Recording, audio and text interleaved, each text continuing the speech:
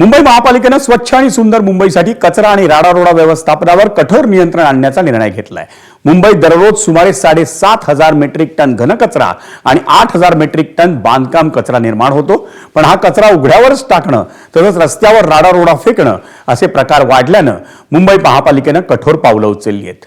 विनापरवाना राडारोडा वाहतूक केल्यास तब्बल 25 लाख रुपयांपर्यंत दंडात्मक कारवाई करण्यात येणार आहे। म्हाडा, MMRDA आणि BPTसह सर्व प्राधिकरणांच्या कामांवर आता मुंबई महापालिकेची थेट नजर असणार आहे। बांधकाम आणि पाडकामातून निर्माण होणाऱ्या राडारोड्याची नोंदणी बंधनकारक करण्यात आली आहे।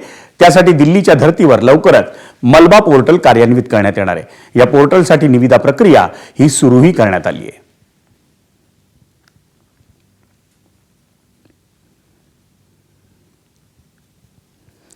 मुंबई महापालिकेने स्वच्छ आणि सुंदर मुंबईसाठी कचरा आणि राडारोडा व्यवस्थापनावर कठोर नियंत्रणासाठी नेमके काय निर्णय घेतलेत पाहूयात ग्राफिक्स मधून।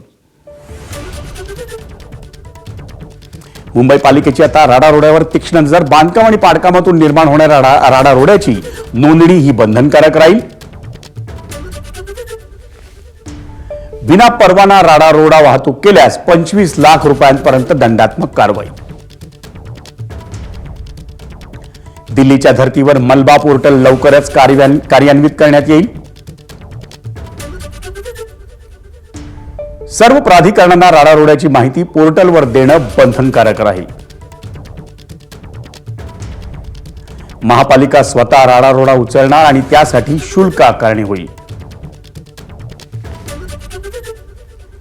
राडारोडा वाहतूक करणाऱ्या वाहनांना VTMS म्हणजे ट्रॅकिंग सिस्टीम ही अनिवार्य करण्यात आली आहे